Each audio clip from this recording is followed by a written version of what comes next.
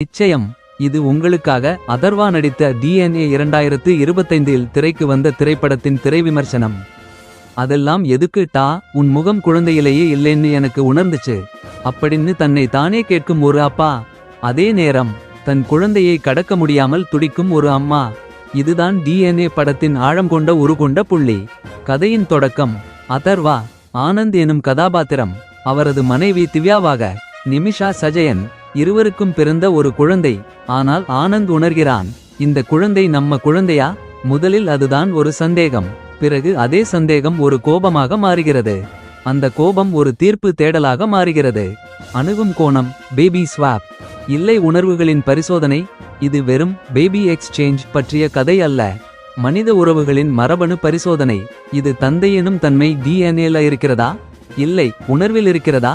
திவ்யா அந்த பெண். நிமிஷா சஜயன் அருமையாக நடித்திருக்கிறாங்க. அவளது பார்வை, பேச்சு, முடிவெடுக்கும் விதம். இது ஒரு சாதாரண தாயின் கதையில்லை, ஒரு மன உளைச்சலுக்குள்ளான மனைவியின் கதையும் கூட.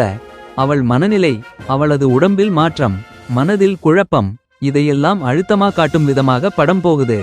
அதர்வா ஆனந்த் ஒரு மவுன சோதனை.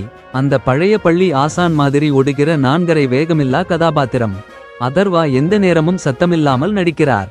உணர்ச்சிக்காக அவசரமும் ஆவேசமும் இல்லாமல் நடிக்கிறார்னு சொல்லலாம்.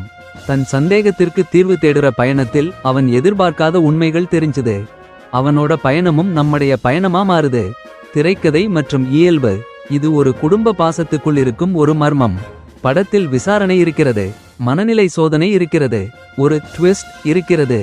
ஆனா எல்லாமே நம்மை சத்தமில்லாம உட்கார வைத்து சிந்திக்க வைக்குது. மிகவும் சத்தமில்லா, ஆனாலும் காய்ந்த கண்ணீரோடு போகும் ஒரு பாதை. முடிவில் ஒரே கேள்வி தான், ஒரு குழந்தைக்கு DNA தந்தையா முக்கியம், அவனோட மனம், நேரத்தில் இருந்த அன்பா முக்கியம்? இந்த கேள்வியுடன் படம் நம்மை விட்டு போகும். மதிப்பீடு நட்பு பாணியில். கதை 100% உணர்வு பூர்வம். நடிப்பு அதர்வாவும் நிமிஷாவும் தங்கள் நேர்த்தியை காட்டினார்கள். மெலிதான படைப்பு, சிலருக்கு சலிப்பாக தோன்றலாம். ஆனால் யாருக்கு நெஞ்சிலே